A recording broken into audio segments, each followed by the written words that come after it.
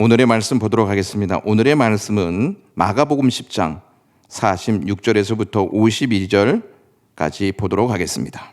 제가 가진 성경으로 신약성경 73쪽이 되겠습니다. 그들이 여리고에 이르렀더니 예수께서 제자들과 허다한 무리와 함께 여리고에서 나가실 때에 디메오의 아들인 맹인 거지 바디메오가 길가에 앉았다가 나사렛 예수시란 말을 듣고 소리질러 이르되 다윗의 자손 예수여 나를 불쌍히 여기소서 하거늘 많은 사람이 꾸짖어 잠잠하라 하되 그가 더욱 크게 소리질러 이르되 다윗의 자손이여 나를 불쌍히 여기소서 하는지라. 예수께서 머물러 서서 그를 부르라 하시니 그들이 그 맹인을 부르며 이르되 안심하고 일어나라 그가 너를 부르신다 하매 맹인이 겉옷을 내버리고 뛰어 일어나 예수께 나오거늘 예수께서 말씀하여 이르시되 내게 무엇을 하여 주기를 원하느냐. 맹인이 이르되 선생님이여 보기를 원하나이다. 예수께서 이르시되 가라 내 믿음이 너를 구원하였느니라 하시니 그가 곧 보게 되어 예수를 길에서 따르니라. 아멘. 우리는 종종 이런 말을 하기도 하고 듣기도 합니다. 찾는 물건을 눈앞에 두고 그것을 찾지 못할 때 답답한 마음에 눈앞에 있는 것을 왜 보지 못하느냐고, 왜 못 찾느냐고 말합니다. 나는 보이는데 상대는 그것을 보지 못하기 때문에 답답한 마음에 그러한 이야기를 하는 것입니다. 그런 경우 찾는 물건이 없어서가 아니라 보지 못해 찾지 못하는 것입니다. 오늘 본문은 예수님이 예루살렘으로 올라가시는 길에 여리고를 방문하시고 그곳을 떠나실 때 맹인이며 거지인 바디메오를 만나는 내용을 소개합니다. 마가는 그가 46절 하반절에 길가에 앉아 있는 자로 묘사합니다. 바디메오는 맹인이며 거지였기에 적극적인 삶을 살 수가 없었고 누군가의 도움을 받고 살 수밖에 없었던 자였습니다.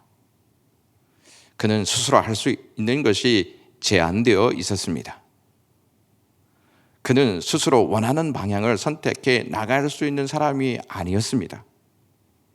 그래서 맹인이며 거지인 바디메오는 불행하고 초라한 삶을 사는 사람으로 비춰집니다.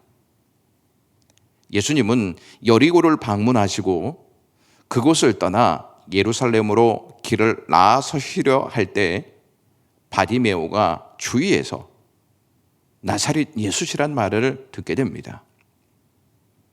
청각이 발달한 바디메오는 그 순간 소리질러 다윗의 자손이여 나를 불쌍히 여기소서라고 47절에 외칩니다. 그의 외침은 주위에서 말한 내용과 사뭇 다름을 발견하게 됩니다. 주위에서는 예수님을 나사렛 예수시라 이렇게 말하는데 바디메오는 예수님을 다윗의 자손이라고 외칩니다. 얼마나 크게 소리를 질렀는지 많은 사람이 잠잠하라고 그를 꾸짖을 정도였습니다. 사람들의 꾸짖음에도 불구하고 바디메오는 더욱 크게 소리질러 다윗의 자손이여 나를 불쌍히 여기소서라고 다시 외쳤습니다. 그의 간절한 외침에 예수님은 발길을 멈춰 서시더니 그를 부르라 이렇게 명하셨습니다. 주님이 부르신다는 소리를 듣고 바디메오는 겉옷을 내버리고 뛰어 일어나 예수님께 나옵니다. 그런 그를 맞으신 예수님은 내게 무엇을 하여 주기를 원하느냐 이렇게 말씀하십니다. 예수님의 이 말씀은 부자와의 대화에서 부자가 한 말과 대조를 이루게 됩니다. 부자는 내가 무엇을 하여야 영생을 얻으리까 라고 말하였습니다. 그러므로 영생과 구원은 우리가 무엇을 해야 하는 것이 아니고 예수님이 무엇을 해야 얻게 되는 것입니다. 즉 우리의 행위가 아닌 주님의 행위로 말미암는 것입니다. 예수님의 말씀을 듣고 바디메오는 그 순간 선생님이여 보기를 원하나이다 이렇게 51절에 고백합니다. 예수님은 그를 불쌍히 여기심으로 가라 내 믿음이 너를 구원하였느니라 말씀하시면서 그에게 치유의 은총을 베푸십니다. 예수님의 말씀이 끝나자마자 곧 그는 보게 되는 기적을 경험합니다. 그동안 그는 맹인이었기 때문에 소극적인 삶을 살았습니다. 이제는 눈이 열렸으니 적극적인 삶을 살 수 있게 되었습니다. 눈이 열렸으니 하고 싶은 일들이 얼마나 많겠습니까? 그것을 적극적으로 할 수 있게 됐으니 이게 얼마나 놀랍고 기쁜 일이겠습니까? 그런데 바디메오는 그런 자유보다 주님을 따르기로 결정해 52절에 길에서 따르니라 이렇게 말씀하고 말씀이 끝이 납니다. 예수님은 52절에 가라고 말씀하셨습니다. 그런데 그는 자신이 원하는 일상이 아닌 예수 그리스도를 섬기는 일상을 선택했습니다. 마가는 왜 10장 마지막 부분에서 바디메오의 내용을 다루고 있는 것일까요? 10장을 잘 보시면 네 그룹이 등장하는데 첫 번째 그룹이 1절서부터 12절에 나오는 바리새인들이고 두 번째 그룹은 17절에서부터 22절에 나오는 부자입니다. 세 번째 그룹은 제자들이고 마지막은 맹인이며 거지인 바디메오가 등장합니다. 이 네 그룹 중에서 세 그룹은 자신들이 이해한 사고로 예수님을 대합니다. 부자는 영생의 문제를 가지고 나오지만 예수님의 말씀을 듣고 예수님을 떠납니다.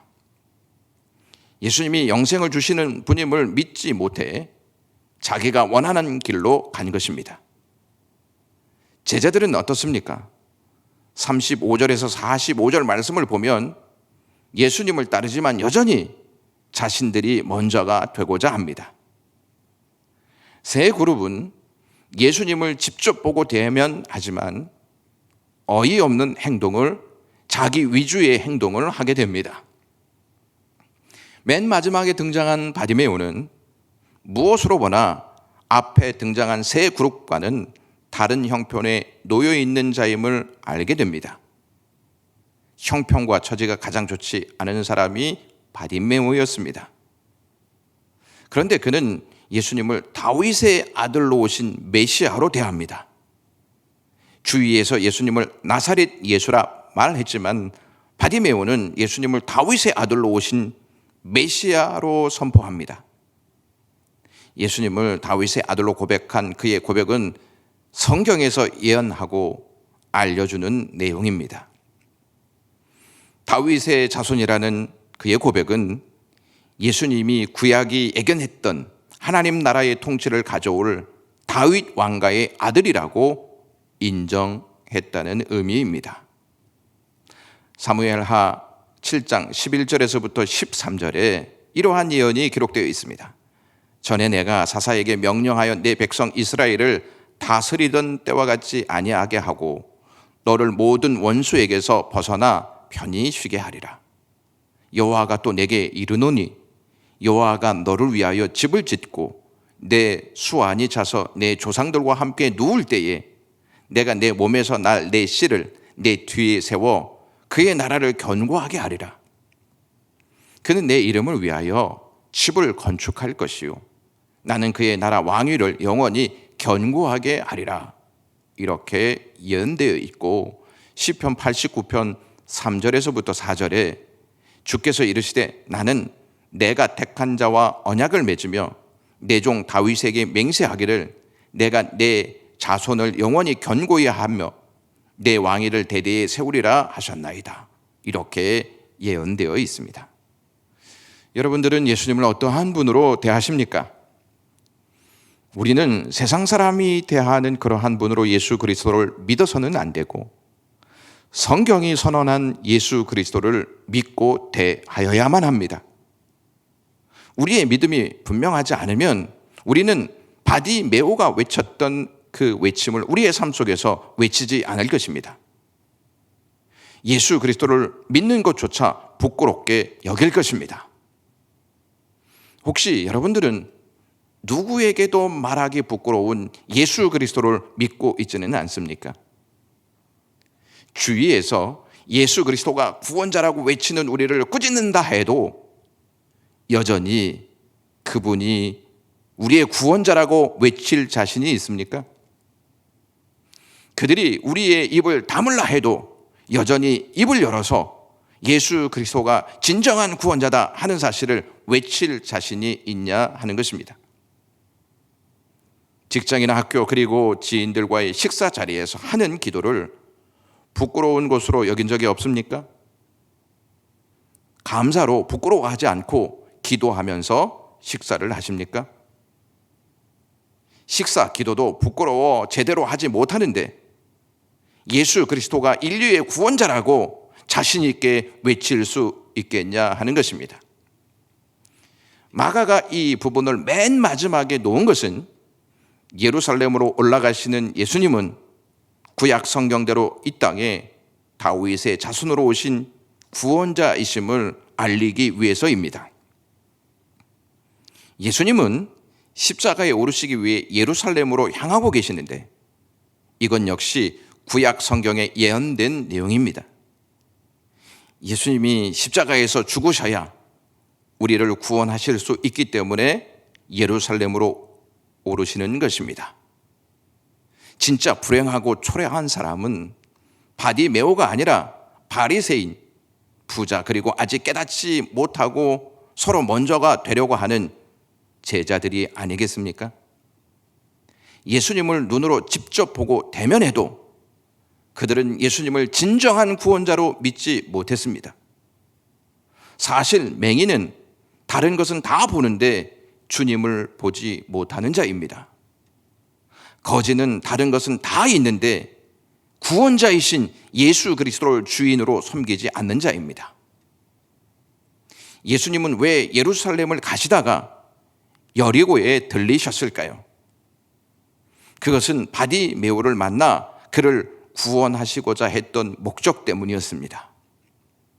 그리고 그가 고백한 다윗의 아들이신 주님을 눈으로 똑똑히 볼 수 있게 하시기 위해서 여리고를 찾으셨던 것입니다. 주님이 여리고를 들리시지 않으셨다면 그는 평생 맹인과 거지로 불행한 삶을 살았을 것이고 구원받지 못한 인생으로 남았을 것입니다. 바디메오에게 구원의 은총을 베푸신 주님은 우리에게 찾아오셔서 믿음으로 주님을 보게, 믿음으로 주님을 고백할 수 있게 하셨습니다. 주님이 우리에게 내게 무엇 하여 주기를 원하느냐 이렇게 물으신다면 주님이 우리에게 행하신 그 사랑을 깨닫게 해 주시고 보여달라고 기도해야 할 것입니다.